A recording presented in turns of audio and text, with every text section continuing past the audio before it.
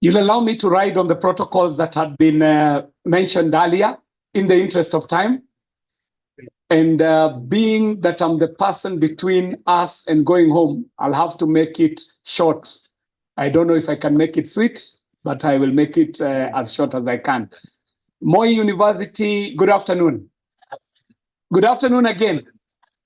I see students from secondary school. Shout out the name of your secondary school first. There's only one school. Shout out the name of your high school. Hey, karibuni sana, karibuni sana. Which other school did I see? Is it only one school? I saw some boys. Are they from that girl's school? I would be keen to know. Well, let me take this very early opportunity to first thank you for welcoming us to your university. And let me say that this is my first time at the Moi University, and I am pleasantly surprised. I am actually excited to be here. When we got into the university, we had to even just stop before we got to the administration block for me to just take a few photos, because where I come from, we come from a concrete jungle.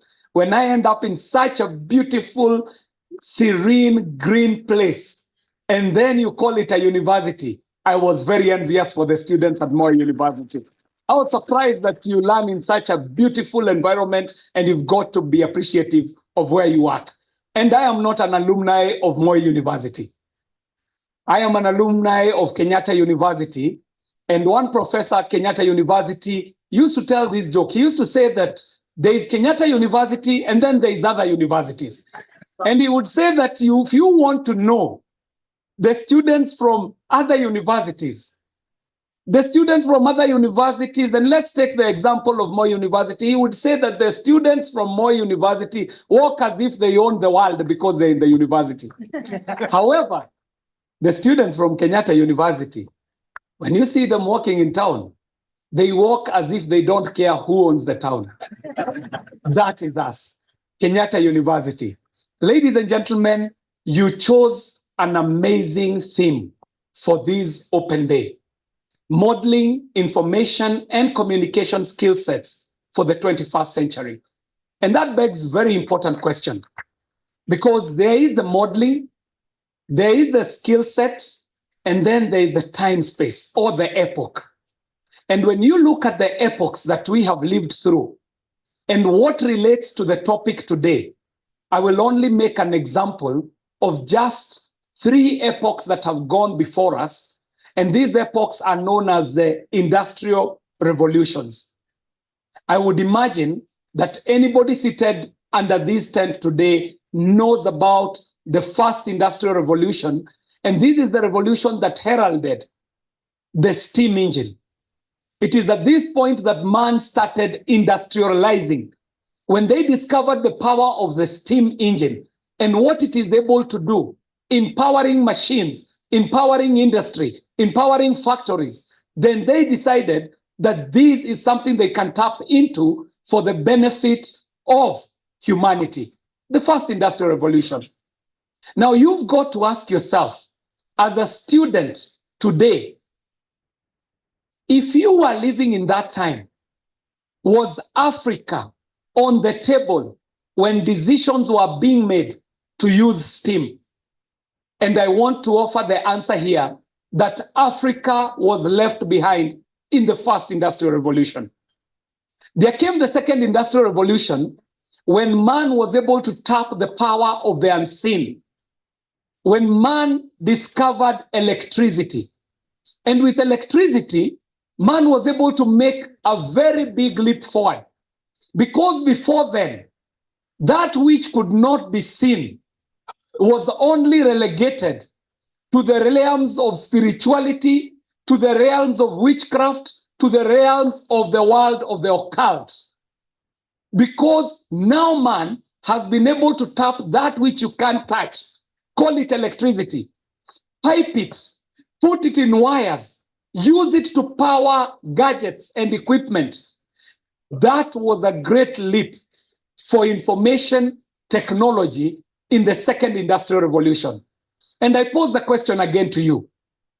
At the time when electricity was being tapped, was Africa on the table? Were we there making decisions? Actually, electricity was brought to us. We did not discover it. So the second industrial revolution, we slept through it.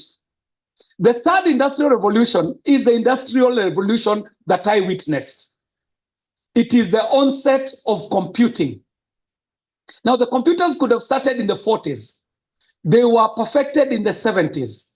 But we came to see them, man using them properly, in the late 80s, coming into the early 90s. And in the late 90s, I was a computer teacher. And I was teaching my students then. I would teach them that in a few years to come, the telephone, the TV, the radio, your photo library, your phone library, all of them will be living in the computer. At that time, it sounded very strange because the computer was a computer with a screen, Nakisogo, baby tower, and it was actually being seen as a very big development because where we had come from, the computer, the mainframe computer, was actually the size of this space that we are sitting in. So to have moved from mainframe, a computer the size of a building block, and putting it on the desktop in itself was a big development. And I was here telling my students that now all these conveniences, call them telephone, call them TV, call them your radio, will one day sit inside your computer. And I'm talking about the late 90s. By that time, computers were that thing that no one knew how to deal with. I remember a time when I opened the computer lab and I was teaching in a place in Daraka, and this girl came and we had taught them that computers listen to humans through prompts and commands. This lady typed in a command into the computer. It was not responding. And now she typed in a language she thought the computer can understand. She typed in there, computer ego kwa. In Daraka, that is to say, you computer, you have died on me. You have died out on me. But anyway, you can imagine the computer revolution and how big it was heralding the third industrial revolution. Now, this third industrial revolution, I can tell you for sure, the good book says you shall know them by their fruits. The fruits of the third industrial revolution, I can tell you for sure, Africa was not on the table and Africa is still not on the table. So now we are here seated talking about modeling information and communication skill sets for the 21st century that we have been told this 21st century is heralding the fourth industrial revolution. So I think, and I should offer to this plenary here today, that our business is very well defined by a great Pan-Africanist by the name of Frantz Fanon. And Frantz Fanon would write about the black man. He would write about Africa. And in one of his treatises, a book called The Wretched of the Earth, Frantz Fanon poses that every generation must, out of relative obscurity, discover its mission and then decide whether to fulfill it or to forfeit it. We have missed out on the first industrial revolution. We have missed out on the second industrial revolution. We have missed out on the third industrial revolution. Now you are the generation for the fourth industrial revolution. And Frantz Fanon is telling you that you must discover your mission. And after discovering your mission, you have then to decide whether to fulfill it or to forfeit it. Now you're describing your mission as preparing yourself for the information and communication world of the 21st century. Now, you've got to ask yourself, if we missed out the first one, the second one, and the third one, what will this fourth one portend? The Honorable Bernard Kitur has introduced to us and said to us that artificial intelligence is the simulation of the simulation of human intelligence in systems and machines so that they are able to conduct those things that humans have been previously able to do and computers have not been able to do. Artificial intelligence will try to simulate human intelligence. It will go further and introduce the concept of machine learning. Now combine that with robotics, combine it with the Internet of Things, combine it with all these other most amazing technologies that will happen in your lifetime, and ask yourself, how ready are we for that new world? How is that world looking? The world is looking in such a way that your computers are already speaking to each other, independent of human interference. So if these computers are speaking to each other, and in my TV I've got a microchip, in my fridge I've got a microchip, the plane that is flying in the air is doing something called autopilot. It is being driven or flown by a computer. Now, if these computers are speaking to themselves away from human intelligence, what will stop that computer from telling a plane to land suddenly at a place which is not an airport? What will stop that computer that has been given the responsibility of taking care of a child? Because that person you call a home manager, you call them a maid, you call them a helper. Huyo mtu unaita mboch. Today, as we speak, the role of house management has already been relegated to computers and robots in places like Japan. In Japan, where old people do not live with their families, they are being left with robots to take care of them, even as we speak today. What will this person be imparting on that computer? And what will that computer be imparting on the person? And that is what I want to leave with you here today. That if we have missed out on the first industrial revolution, the second one and the third one, we cannot afford to miss out on the fourth industrial revolution. Because if we do, then we stand the risk of being relegated to digital plantations. Maybe the pupils in the learners in high school, or even the students in university, might not appreciate what a plantation is. Ladies and gentlemen, if you are a student, for a good 500 to 600 years, the biggest enterprise in the world was people coming to Africa, picking people, the strongest, the boldest, the most beautiful, putting them on a ship. And that ship is not a convenience ship. You would be stacked like sardines in that ship and taken across the Atlantic, and you land in a foreign land, and you become a slave in a cotton plantation where you are beaten to grow that cotton for the benefit of your slave master. So if we miss out on this fourth industrial revolution that is driven by data, we might end up being the product that is being sold in the fourth industrial revolution as Africa. How will that happen?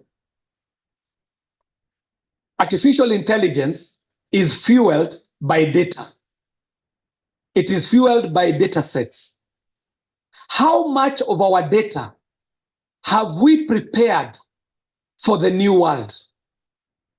If you look at ChatGPT, ChatGPT is scraping data out of the internet and using this data to form data sets that inform the machine learning and artificial intelligence. Mheshimiwa Kituru is telling us that ChatGPT is only up to 2019-2020. That data is still saying that His Excellency, the President Emeritus Uhuru, is still the President of Kenya. So the big question here is, how is the data representation in your generation? So much so that some of us who were in the third industrial revolution, we thought that Africa will take the technology of the computers and the internet and if Africanize the internet. What is happening today? Unfortunately, we are coming into the internet tabula rasa, as an empty slate to be taught by the internet. So we are being internetized more than we are Africanizing the internet, because our data and our data sets are not prepared for this new world. So go back to Frantz Fanon. He's telling us, have we discovered our mission? Have we decided to fulfill it or to forfeit it? That is the big question that you pose with the theme for today, that you're modeling information and communication skill sets for the 21st century. Now, if you go to social media, which is the precursor to the artificial intelligence that we are seeing, ask yourself, has Africa impacted the social media as much as social media has impacted Africa? And you shall get your answer out of it. So, ladies and gentlemen, my offering today was that this most amazing school of information communication can be that school that picks up the mission of Africanizing the internet and Africanizing our data and our data sets in readiness for the fourth industrial revolution. And as such, you will have modeled the right information and communication skill sets for the 21st century. Is this possible? It is not all doom and gloom. Let me finish with this small illustration. Today, this education that is being taught today in our schools, what we call civilization, what we call modernity, all of it is borrowed from the last big empire, which is the British Empire. The British Empire has affected the world to the point where we are today. What we are calling civilization, what we are calling modernity, what we are calling technology is today influenced by that empire called the British Empire. If you go to that Mzungu in England and ask them, a few hundred years, you Mzungu, you are called barbarians, you are called savage, you are called primitive. Who is that person who civilized you?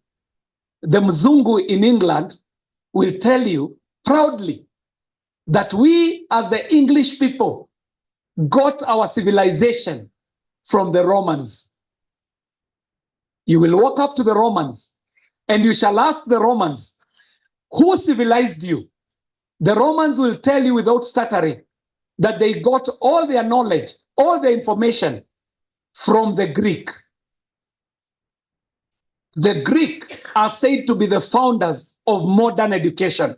So any discipline, call it chemistry, call it philosophy, call it psychology, call it languages in the format that you're learning them today, all of them, we say, are built on the foundation of the Greek greats, Pythagoras and the boys, Aristotle, Socrates, and all these characters who we say are the fathers of modern education.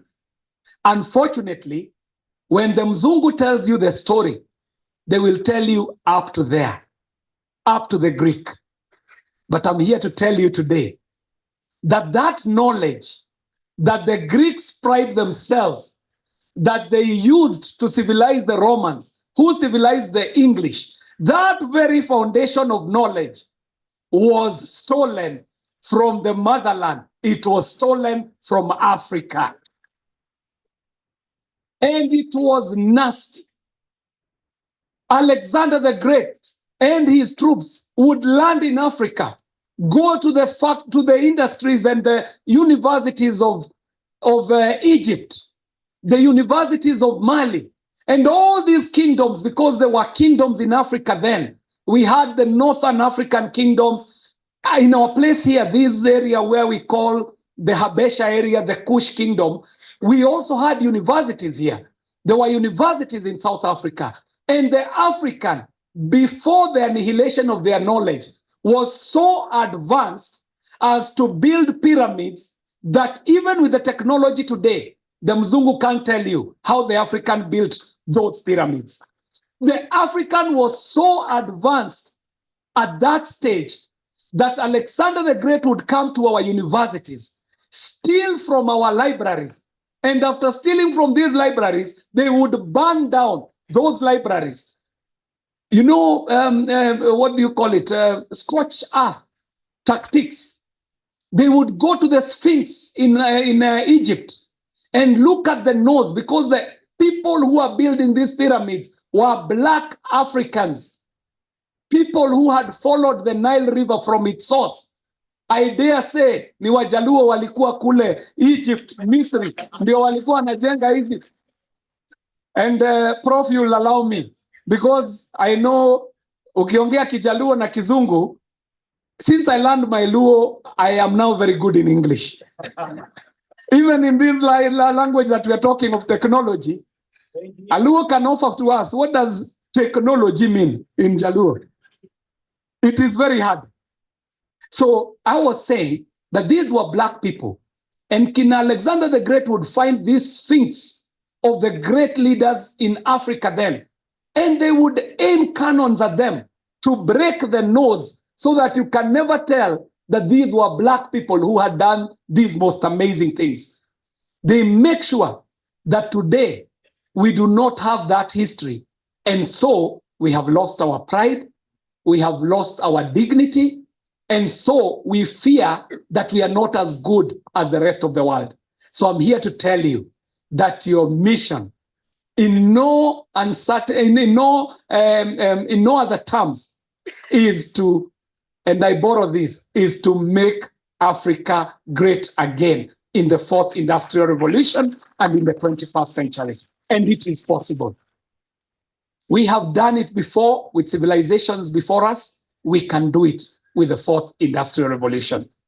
I'll finish by giving my practical offering of what those skill sets that you're looking for in the 21st century are. And I stand before students here and faculty to tell you that we who are in education might today be in classes teaching knowledge and skills and syllabus and curriculum that will be obsolete by the time our students graduate. So we've got to ask ourselves, what is that most critical thing that we need to teach our students today that is fit for purpose for today? Because if you tell me to teach a student to memorize, the student cannot memorize as good as a computer can. If you tell me to teach a student to do math, that student will never be able to do math better than a computer. So what are these most critical skills that we need in the 21st century? And to my mind, over and above the lessons that you're learning in class, you will need a number of skills and skill sets. Skill set number one, you shall require a skill called critical thinking. Yes. You need critical thinking. You shall require something called EQ, emotional quotient or emotional intelligence. You shall require that. You shall require a skill set in logic. Logic. To be able to order your thoughts, to be able to use those thoughts as a tool to solve problems. So logic and problem solving is a skill you will need. And to my mind, I would dare add a fourth most critical skill. It is a soft skill. It is necessary. You shall need patriotism.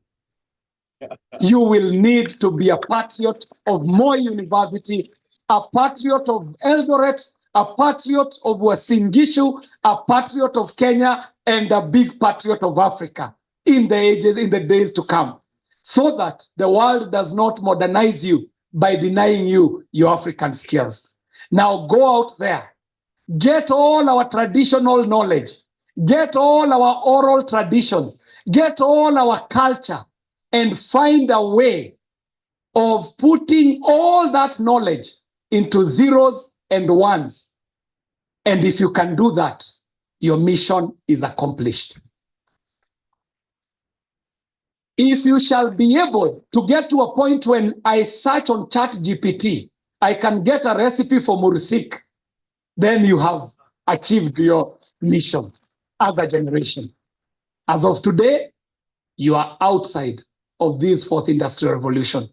As of today, you are being prepared for digital plantations where you shall be a slave in a digital plantation that is coming up. Unless we wake up to that reality. So let me finish by saying that we were talking about modeling the skill sets for the 21st century.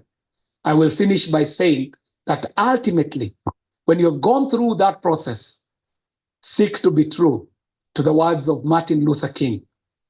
And Martin Luther King reminds us this of education. He says that to think critically, to think intensively is the product of a good education. And he says knowledge and character are the fruits of a good education. So go through school to be able to think intensively, to think critically, but also to build some knowledge, intelligence, and character.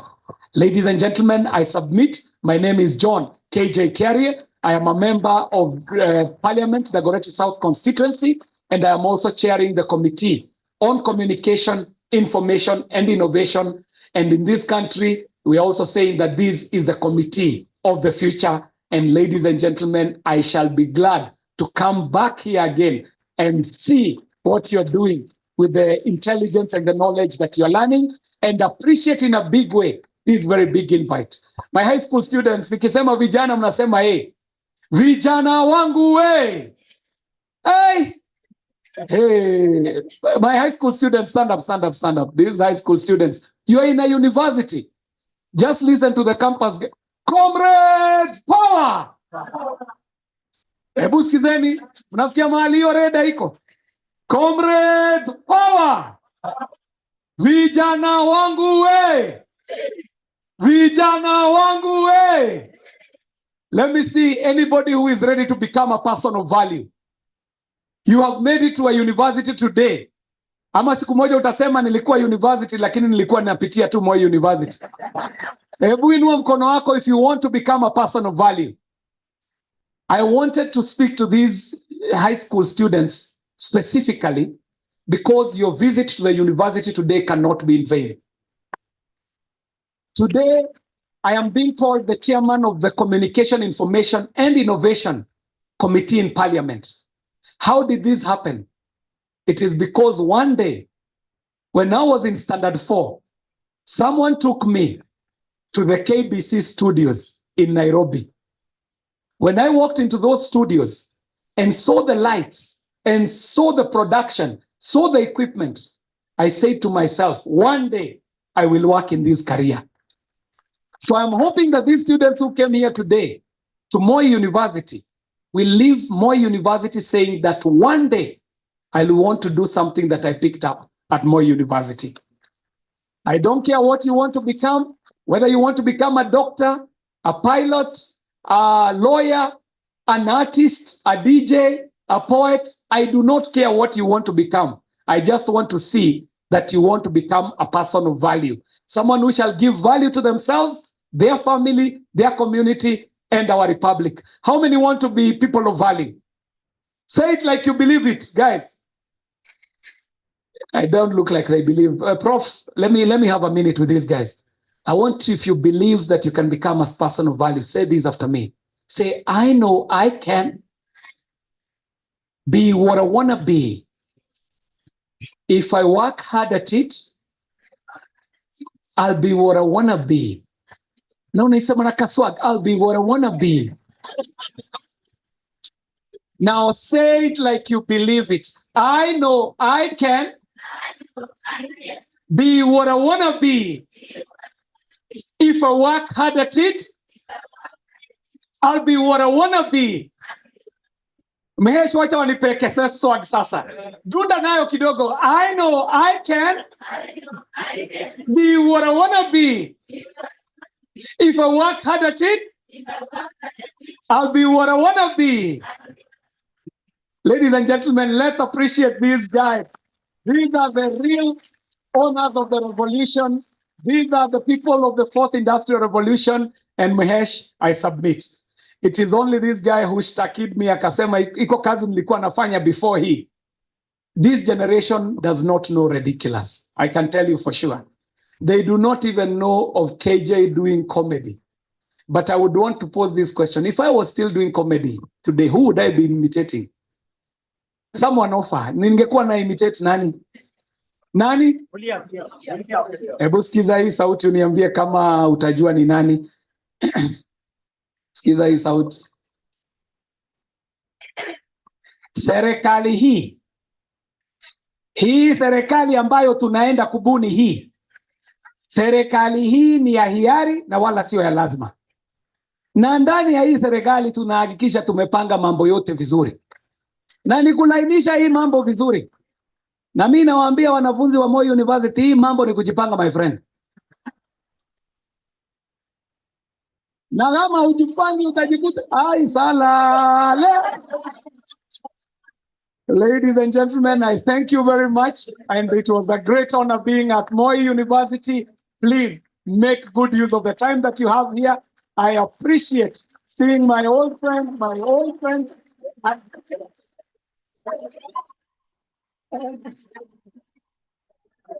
And Mheshimiwa, because you said there was a special performance that was done by this choir, please accept. I don't know vile wataibatiza, kama wataiweka kwa uniform, hata wataiweka kwa lunch, ama wataiweka kwa transport. I will give you 100,000 Kenya. For this most amazing choir. And I hope they will invest it wisely. They can come into the School of Information Sciences, and they can record a video or put out a production. I thank you very much.